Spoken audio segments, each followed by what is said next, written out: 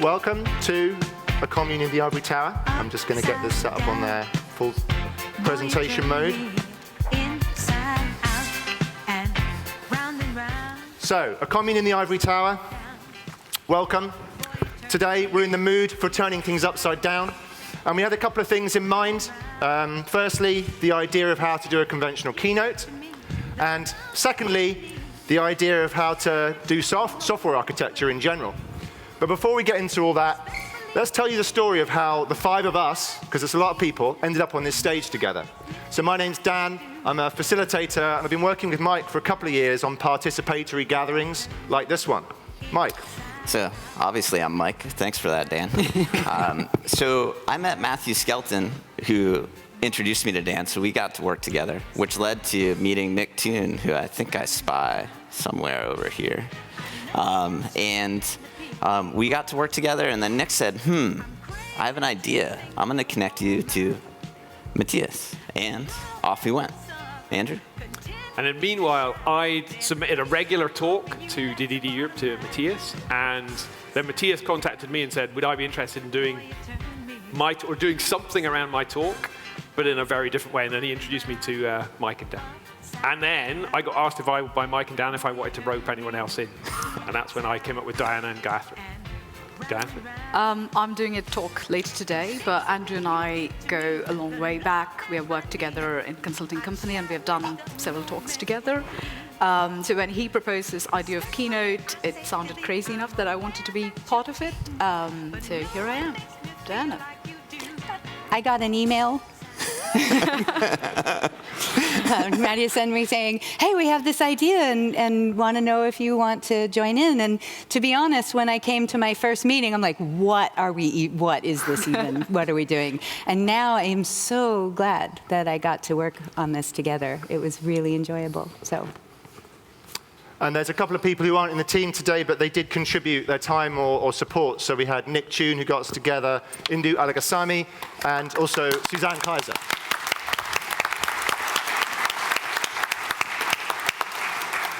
So today is going to be a bit different, and when Matthias got us together 4 months ago, he gave it the working title of the Everybody Keynote, and that really captures the spirit of what we're going to be doing today. So we'll be having a conversation, not just having a talk, and we're going to be inviting you in that to really contribute at the level that you feel comfortable at. So if there's anything that you would rather not take part in, any conversation, that's fine. Just stay in listening mode, and you can pay attention to what's going on around you. So today will be a little bit different, but we hope you enjoy that experience. Mike, how's it going to work? Yeah, so that's my bit. We get to cover, I think I actually need you, Dan, if you could advance it for me. So I get to cover the when and how, which is happening right now. So you're going to have this opportunity to participate as comfortable as you want to that level. And you're going to have 3 ways to contribute. One, we're going to launch some online forums periodically throughout. So you're going to have the opportunity to hop up there. We'll provide the QR code. We'll provide a link. So have your favorite device handy if you brought one, and you'll be able to contribute that way. If you didn't happen to, just jot down a few notes. Then you'll also have an opportunity as you respond online or taking your notes to chat with the folks around you. And lastly, these 3 up here are taking on the monumental task of synthesizing everything that you offer in response to those questions. They'll be anonymous, so have at it. We will harvest them. We'll share them out with the community. This is all being created under a Creative Commons license. We'll share a bit more about that at the close of the conference to share it going forward. So going one step further here, and then yet one more step, Dan, if you could. So 2 instructions. Whenever you see the green and blue stickies, that's just going to speak to how we're going to spend our time and what the process is. So be on the lookout for that. And Dan's going to do a fantastic job of explaining that. And then lastly, our monkey, speaking no evil. So every time you see that, that's going to be our request to stop talking, come back to the group, and we'll carry on stage. Sound good? Everybody got it? Great. I'm going to join you in a minute, so please save me a seat, okay?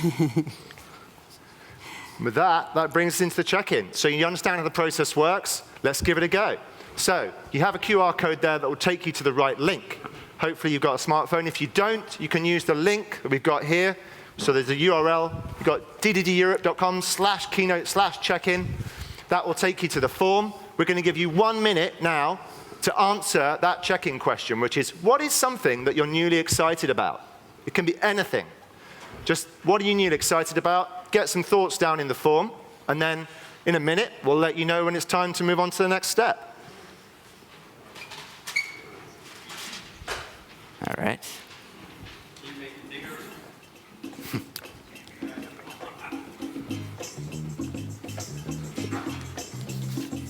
Working. I might still be in the way.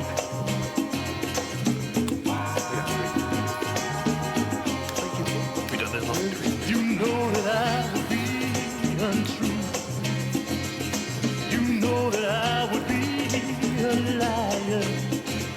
Hey, mama, if I were to say to you, girl, we couldn't get much higher. Light my fire, baby. Light that flame now, woman. My colleague, we'll give it The time for hesitation. Ain't got no tender water in the mine. Darling, we couldn't hold it. And to make our love a funeral. Okay, so that's the minute up. Hopefully everyone, well, most of you had a chance to put something in the form. If you didn't, that's okay. The form's going to remain open, so you've got the rest of the session to think of something and put in that check-in answer. So now you've got your thoughts together, get together in 2s or 3s and just share what your answer is. What is it you're newly excited about? Obviously, there may be the person sitting next to you, but there might be someone behind you or in front if you like. So just have a chat. You've got 2 minutes, so keep it brief. Make sure that everyone gets a chance to speak. And look out for the monkey symbol in a minute. That's when you stop. Go for it. 2 minutes. Oh, that's such a great sound. I love the sound. Bathing in it.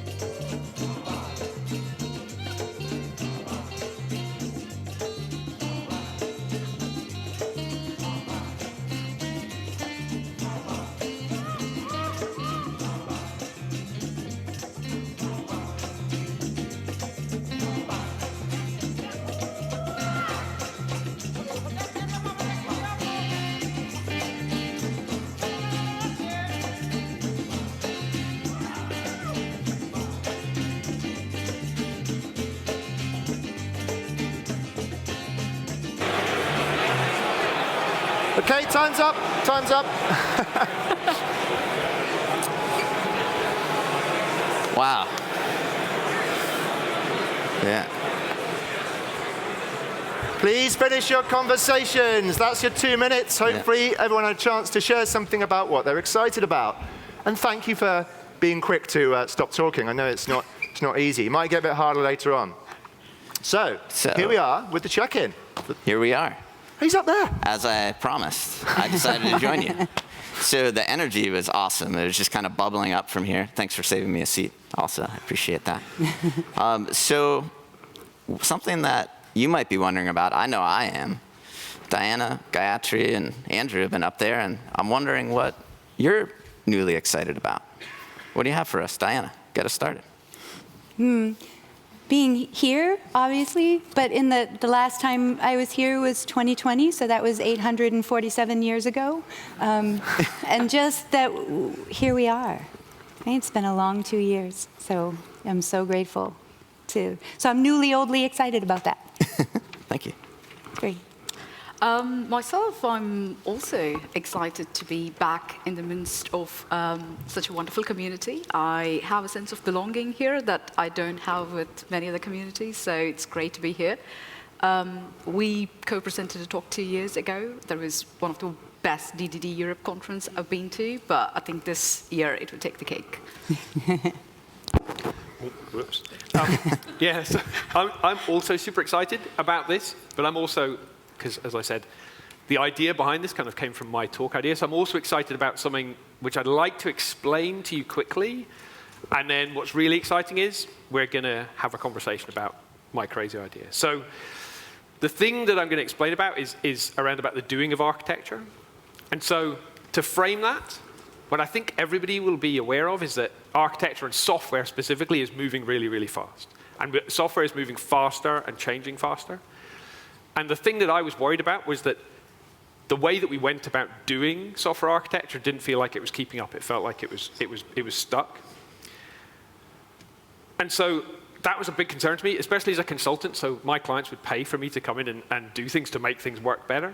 And so my biggest fear as things got faster and faster was that I was slowing things down and that I was making a mess. So clients were expecting me to speed things up and keep everything aligned and keep everything going in a unified direction, and the opposite was happening. And the memes, which is where the theme comes from, of the ivory tower and the PowerPoint architect, which I'd always usually ignored, were kind of beginning to bear down upon me. And you could still see it in lots of my clients. They still held more than a kernel of truth. So the thinking around about how to do architecture still came from loads of those things. And so when I would start on projects working with clients, there would be sometimes an implicit an assumption that I would fulfill those roles or fit into that kind of way of doing things. And so I was actively, as an opinionated thought worker, would try and actively kind of play against this, right? So if I was in an architecture review board, I'd try to be a benevolent member and try and be, embracing and collaborative and things. Or if I could, I would break out of that meme into another meme, which is like the hands-on architect, right? And I'd be down at the code face with the teams, co-designing with them and co-delivering with them. But I need to press the button. You press the button down. The next thing, I should be pressing the button. The fear was, because I'm going to press one. Take that one. Take that one. So the fear was that I wasn't just, well, you need to press, but it's not working. Again? Was that I was either, at the best, I was slowing teams down. So teams are getting faster, I feel like I'm slowing them down. Or maybe even I'm a bottleneck, so it's even worse. So, and the thing was, the clients were paying my thought workers colleagues to come in and speed everyone up and make everyone more autonomous, right? So the things that we told them we were going to do, most of my colleagues, or all of my colleagues apart from me, were speeding things up, and I was feeling like I was getting in the way. And so things like review boards, sign-offs, straitjacketing frameworks, and all the things which I was somehow associated with, whether a good thing or a bad thing, was causing me stress. Or trying to work down with teams and trying to be in the right places at the right time and understand the right things about the right context and all of this stuff, right? We at DDD Europe get this. That was hard to do. And the fear of that was giving me sleepless nights. So, what I realized was that I could distill it down to its essence. So sorry, Dan, if you go to Is that working? yeah, oh, the good stuff. No? Do you want this one? Yeah, this one, that's good. Put your hand up when you want me to advance. We got it. So if I distill what I was doing down to my into its essence was, I was taking decisions. I was helping people, or however, but decisions were being made. And so then we keep building a slide, keep going. And so the way I'd been taking those decisions and the way that I'd been communicating those decisions, that was the root of the problem. The root of the problem was the ivory tower, but no matter what I tried to do, whether I was in a kind of actual ivory tower or not, I was still the ivory tower because I was the bottleneck through which everything was supposed to flow. And that was giving me even more nightmares when I realized that this was happening.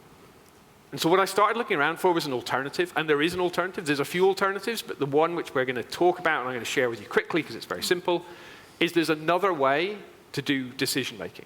So if you press this next slide, next slide. And it's this, it's the advice process. So the advice process is this, it just fits on one slide. And it is, there's one rule, anybody can make any decision with 2 caveats. Before that decision is made, the decider, the decision-making person or team or whoever it is, needs to A, seek advice from everyone who is affected, and B, seek advice from people with expertise. That's it. There's no extra slide, that's the slide. And so I wondered if I could replace what I was doing with the advice process, what would happen? To be clear, what I mean by when I say advice, advice is something like a suggestion like a suggestion. So it's not a command, right? Which is maybe not what we're used to. And the consequence of doing this with project after project was that I wasn't making any decisions anymore. I wasn't blocking. The need for a decision wasn't getting in the way, but I was offering loads of advice, and that was awesome. So as we move into the next piece, there's some few thoughts or questions that I've got, which I'm really excited to see if you have opinions on. And Dan and Mike are going to run that for us. What I'm interested in is hearing from everyone and from you to hear from each other is if you think this is going to be a good idea in your unique perspective and from your unique circumstances, or would this be a terrible idea, adopting this practice? I'm really interested to know how it makes you feel to think about the fact that anybody in your teams or wherever you work could suddenly have the power to put their decision into production without being told not to. That's anybody could put any decision into production. Is that good? Maybe you are the person who's desperate to put something into production, but there's an architect who's telling you not to. I'm also wondering if it concerns you that if you're an architect, suddenly you have to lead by influence as opposed to manage by coercion, right? So you can't tell people not to do stuff, you'd just be offering advice. And I'm interested to hear how you would feel if you could offer advice, but it could be ignored, right? Maybe lots of us have I have an ego where it's quite nice, I have an opinion and somebody listens to it because I'm the architect. But now they don't need to listen to me, they can ignore me. So Dan, do you want to take it from here and I'll give you Sure. So now you know a bit about the advice process, thanks to Andrew. But we're interested to find out, what do you think about it? And in particular, what worries you about the advice process? So you should be getting the hang of it by now. Go to the link, you'll get a form. You get to answer that question. What worries me about this idea? You can also share something about your role. We're going to give you 2 minutes this time, so you get a little bit longer. So please, go to your favorite device, follow the link, and answer the question. And then in a minute, can't see the QR code. Okay.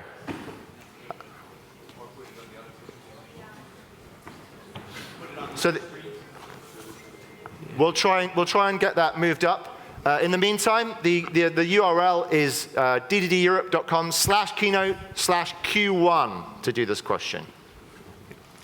/keynote/Q1. Okay, 2 minutes.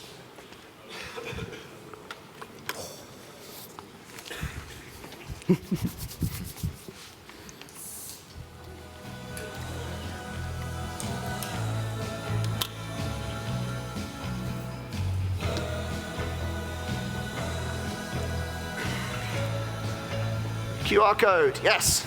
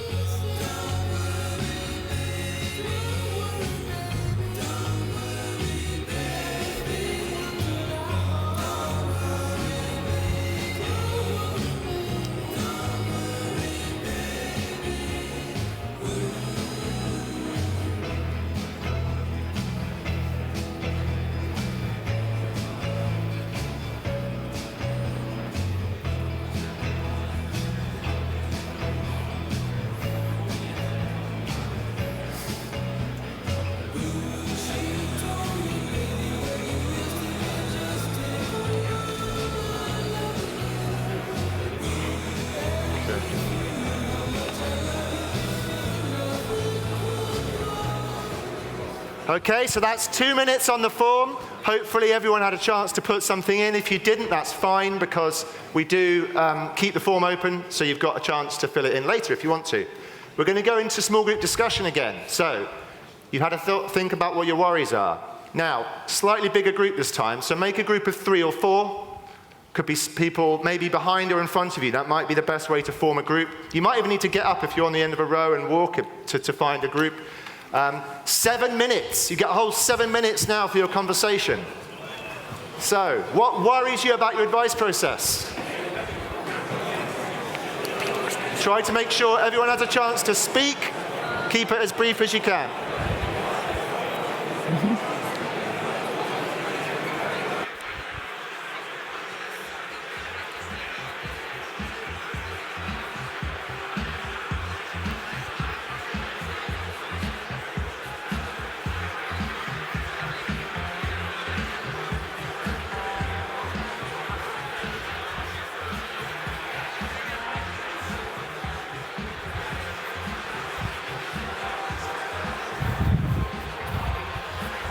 What you got? How many responses you got?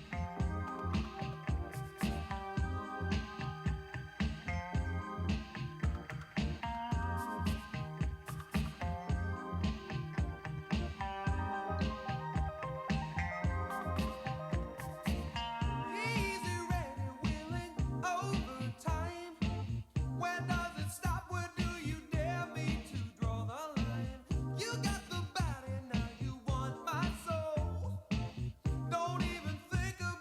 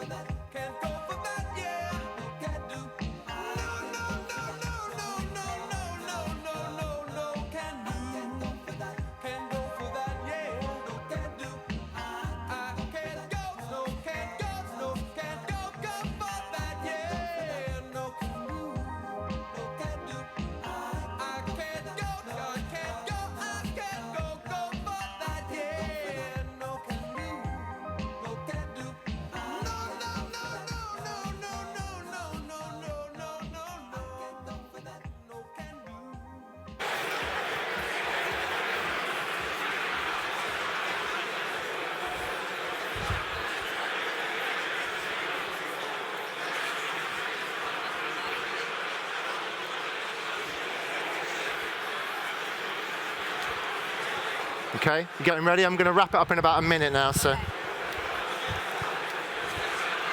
If we can get them to stop.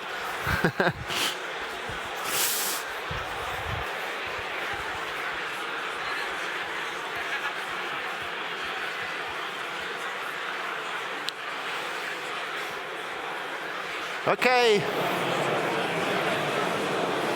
Thanks, everyone. Thank you very, very much.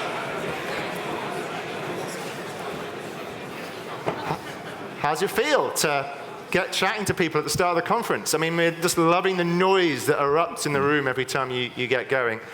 So thank you. I hope you've had a chance to respond to the form and have a good conversation. How many responses did we get? How many people do you think have just responded? How much data do we have? One. Optimistic. 424. So pretty good. Yeah. 424 people have told us their role potentially and what they worry, what's worrying them about the advice process. So, Mike. you've given Diana and Gayathri and Andrew a lot to consider. So, what do you consider? In this next little bit, the three of them are going to reflect on what caught their attention. They'll add some other things as we go. We'll do it in 2 rounds. They'll each take turns, a minute each. So Diana, get us started again. So the first thing that stands out to me, we've been imagining this for months and what you might say. Oh my God, it's amazing. I can't wait for you to see the data. I feel like, talk about feeling among my people. So just generally speaking, really take a look at what you all said. It's brilliant. Yeah. So there's many patterns, but the one I'm going to pick is this question of expert. So first of all, who decides who is an expert? What does expert even mean? Also, it's the experts become the bottleneck, right? We've kind of replaced the architecture with the expert. People who don't feel comfortable asking for help or seeking help from experts are at a disadvantage in this, and hiring them and identifying them. Like, I need to find people who are experts, but how do I know who that person is? How'd I do? Ooh, that's never happened. Extra time. Low Right. tech. So one thing that stood out for me, and not surprisingly, is the accountability and how do you enforce governance around this seemingly chaotic process, right? Sorry, Andrew. But also, how do you make sure that the opinions that are voiced in the room, in a meeting, or in several meetings, interpreted in the right way? And how do we make sure that people are understanding the big picture before contributing to this process? What about skills gap? Do we have the right people in the room? And there are also some expectations to have some niche requirements, just regulatory, or some knowledge about the technology or framework are part of the architecture and system. So how do we make sure that we have all of those in place? You can So all of that under accountability. Over to you. So, yeah, I just want to echo what Diana said. It was a bit terrifying that we might have got one answer, but we got a lot of answers, and it's super cool. And yeah, there's tons of stuff. And so when we share it, please have a look, because I think you'll be really interested to see it. The thing that stood out for me, or the first thing that stood out, and it's the thing that has kind of concerned me and worried me, and it kind of is behind what Gayathri was talking about, is trust. Because at least when things are fixed and there's a hierarchy and stuff, people are like, okay, I know that this person is who I go to. I know they make decisions and I might not like it, but at least that, that's how it works. When that disappears, then how does this work? And if you want everyone to participate, then people have got to trust that the system is what the system says it is, and that it works in the way everyone says it works.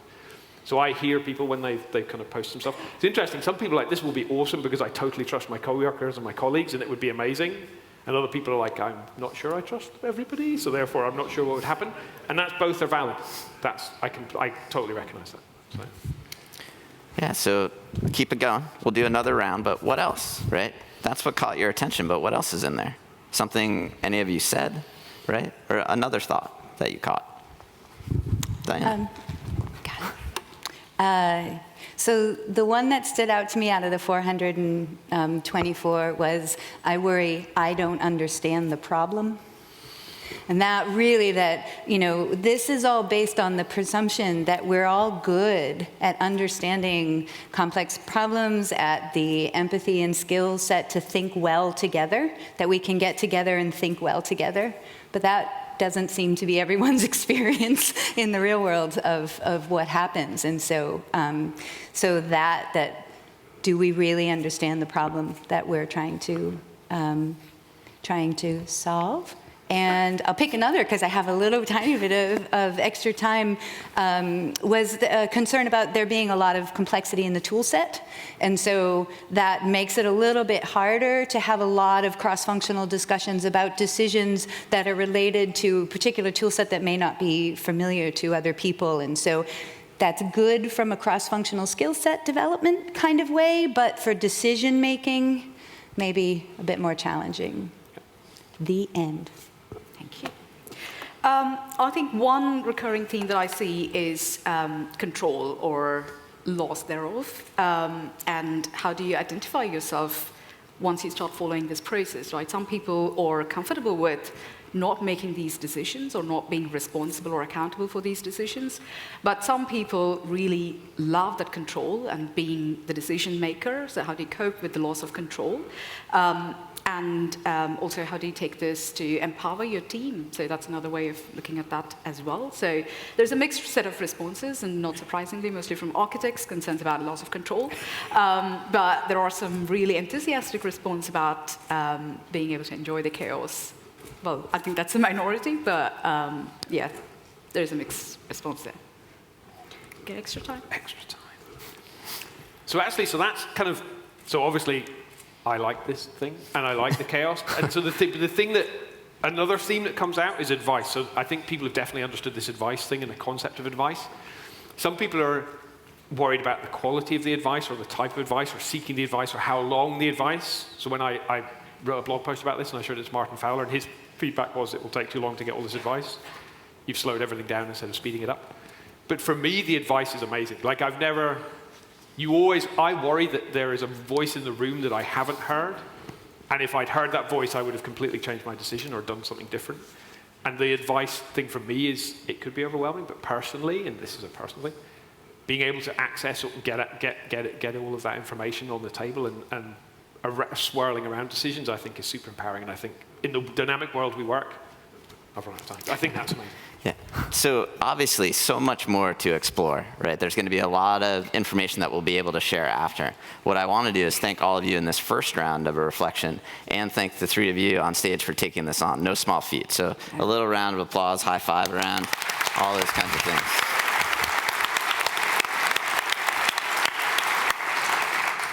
What's next? I'm not going to let my hair down, I promise. Next, you might be familiar with this by now. So, let's just recap. You've had a chance to think about the advice process. You've shared your worries with us, you've shared your worries with each other, and you've heard what these fine people here think about your 424 responses. Now it's time to think about confidence and improving confidence in this process. So, if we could get the QR code up on the screen again, because that is quite low for some people. So, go to the link, find the form.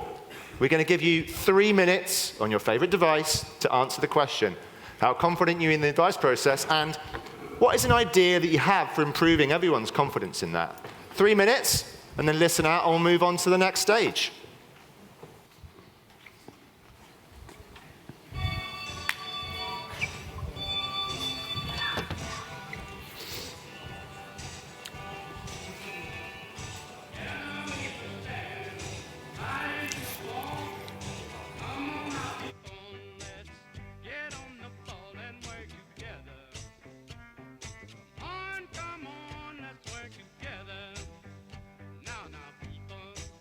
Say now.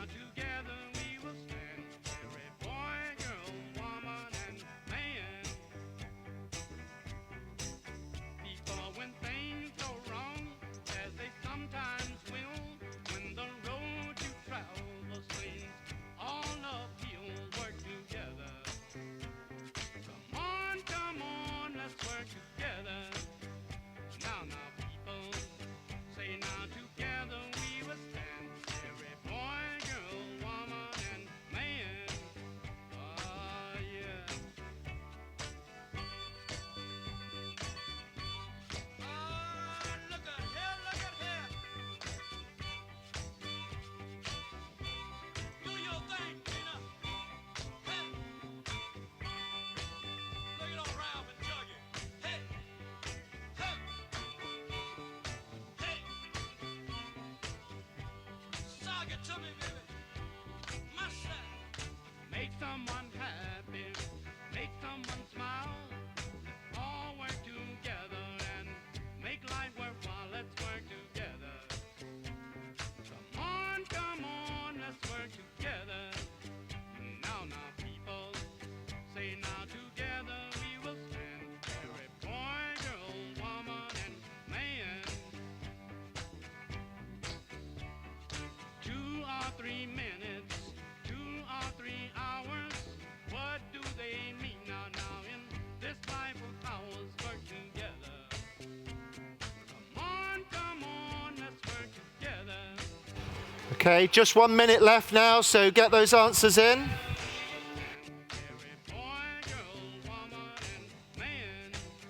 Oh, yeah. Hey! Oh, look at here, look at here. Look at that cat and that girl over there. They sure got a thing going. Better believe it. Hey! Hey! Do your thing.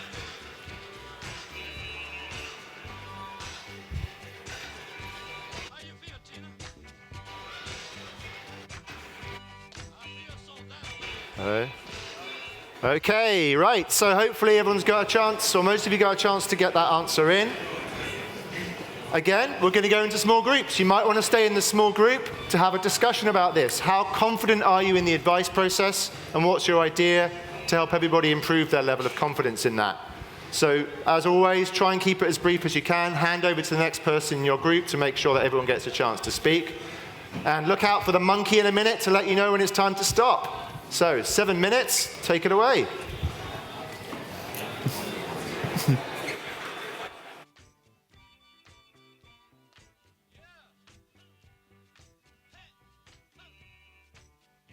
we will stand, fight and we'll fall. Come on now, people, let's get on the ball and work together. Come on, let's work together. Do it to me. Now, people, say now together we will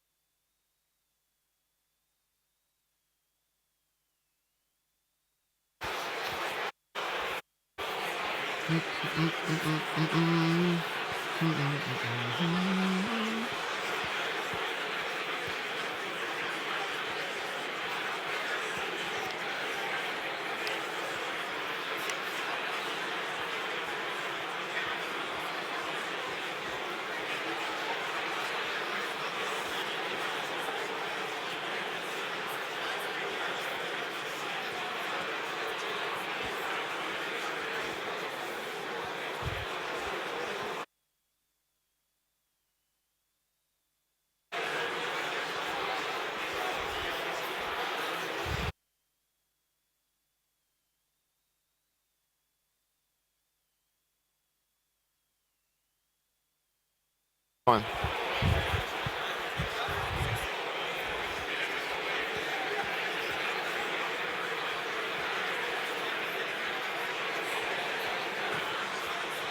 The time? Can't remember.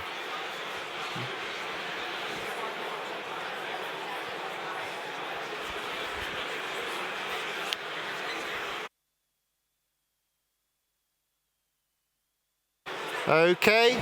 Yeah. Time to wrap up those conversations. And then I'm Just finish up your conversation. That would be great. Thank you. Thank you for your contributions. Thank you for the conversation again. Hope you're enjoying yourselves. Andrew, did we get any data that time? We did. Oh, look at that. It's a bell-shaped car. Ah, There we go.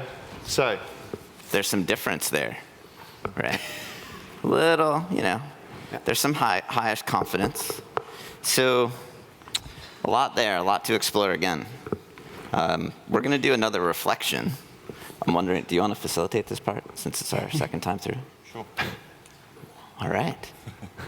So, how does this go? Dan, again, we want to cover what? What do we got? What caught your attention, right?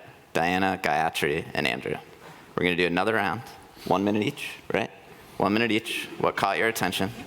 We'll get started now. Okay. Again, so much. That was great. I highly encourage you to read it. But one thing that really stands out for me is that we're asking people to engage uncertainty and to engage doubt and to sort of be in that space. And so there's a lot of talking about making it safe to fail, make it safe to try something, to go ahead and try something and discover what you might discover. And, but not willy-nilly, yay, we can just go do anything we want, but in a smartly constructed and psychologically safe way. Yeah? Ooh. So fun. Go and do another one. Do another one? Okay. People. Having social skills, systems thinking skills, psychological safety skills. People need to have them, and you need to be able to hire them. Both. Keep talking. No. Right, okay. I think the thing that resonated most with me personally was the question of trust. And I see the responses swing from both extremes. And interesting theme here is that it's more a perspective from, whoever has answered that question, and that reflects, I think, and speaks more to their organizational culture rather than the current architecture practice. So I think this process is as much about the culture and how do you build trust if there isn't one already, or how do you promote and strengthen if there is already. And another key bit, and this is a favorite topic of mine, is it breaks silos. So it has the potential to break silos, right? So you're bringing in cross-functional expertise within the room to make sound decisions that's going to be hopefully adhered to and going into production. So I think that's fantastic. And so I've got something that I could see strongly coming out, which I was worried about, actually, is personality types. So there's quite a few people saying, I'm sure this works for some personality types, but this, either they're personally reflecting that this would be a bit painful. And that's something that concerns me, because every time I've done this and it's worked, the common thing has been me in the room being me. I'm not sure if it's if it keeps going, et cetera, if I'm not there, if it starts up when I'm not there. And someone also pointed out, or not someone, at least a few people that I saw pointed out that maybe this doesn't work in all cultures. I've tried this, so somebody said, I'm not going to name the Scandinavian country, they said it definitely won't work in Scandinavian country. I've done this in Scandinavian country X, and it worked really well. But I think it took a while to warm up and get going, and that's the thing. I think like to go back to trust, like Gayathri said, and to build the skills, like Diana said, this is very much not what people come to work expecting. And I think that's a big barrier. It's people just don't expect this kind of stuff. So I've still got time. So that's the big thing. So sometimes assuming it's going to explode out of the gate and just happen immediately doesn't happen.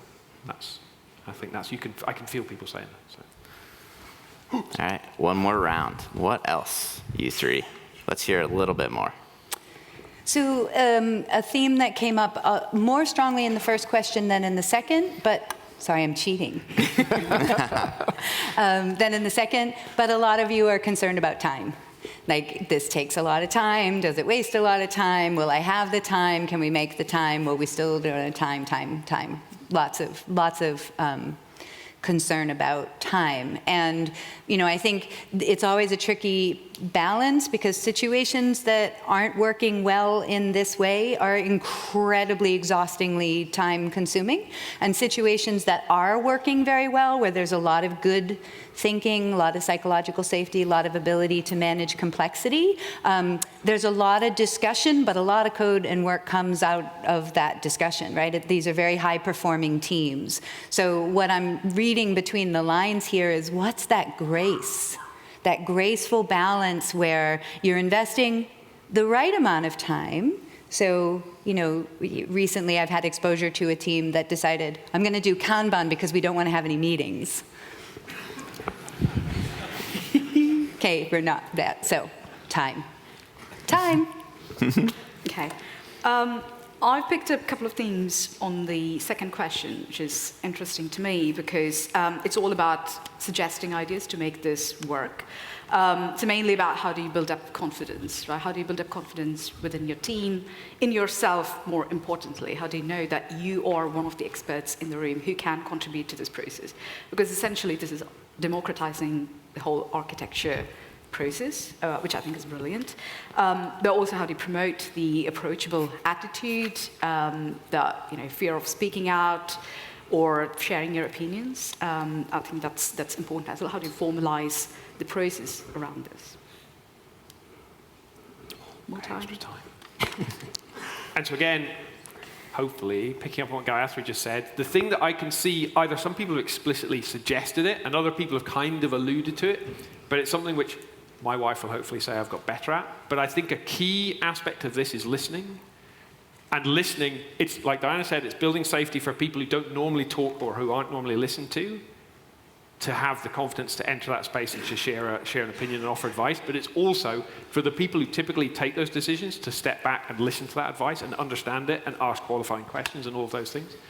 And I know from personally, that is a big thing about this. And learning that skill is something I had to learn. Having kids helped, because you have to listen to them all the time. But it's definitely listening is equally important, because otherwise, as people have also said in lots of their concerns, otherwise it's just talking.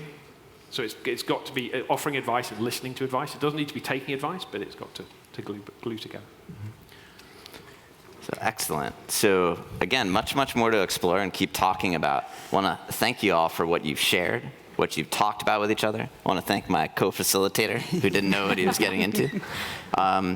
So what's next, Dan? Where do we go from here? Well, we're almost at the end. And to help you transition into coffee break, one final moment of form typing and conversation. It's going to be super quick. And it's the checkout.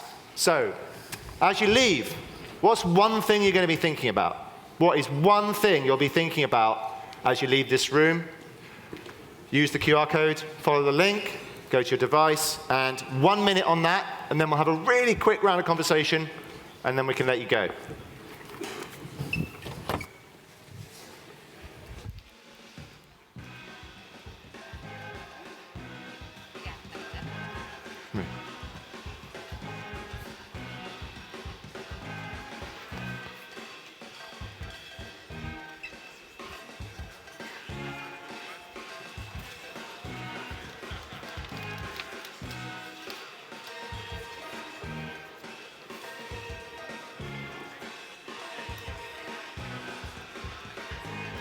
Okay.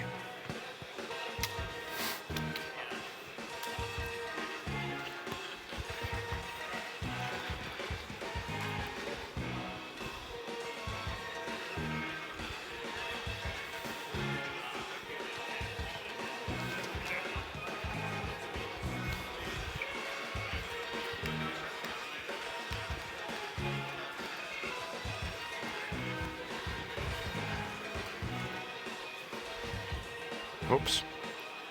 Oops. That one. So just before we leave then, get together in your pairs again, that maybe the ones you started with, 2s or 3s. What are you going to be thinking about when you leave the room? And then you can take the conversation with you as you go into coffee. So 2 minutes, just have a quick chat. Done right? I want to keep it on my Keep desk. it.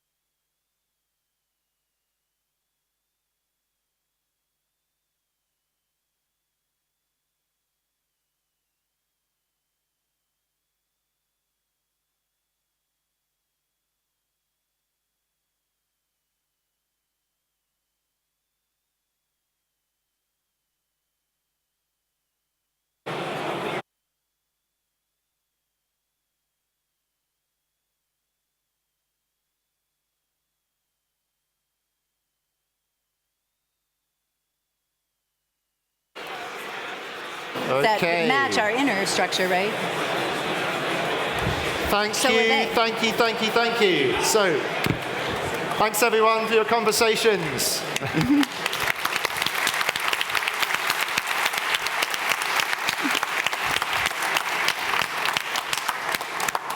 So do take the conversations with you as you're leaving.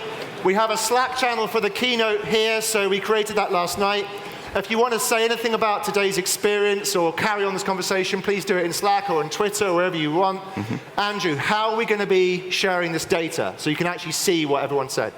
So I have committed to Matthias that I'm going to crunch the data. I think Gayathri, maybe Diana, I'm not going to put her on the spot. We're now super excited all about this data. We're going to try and crunch this data, which, as Mike said, is going to be made open, like not open source, Creative Commons, and going to be shared in the DDD EU. So DDD EU owns this, so all of this community owns it. We're going to try and crunch it more and distill out more stuff. So if you don't want to read all the raw responses, and there's a lot of good stuff, then you'll also get that kind of distillation.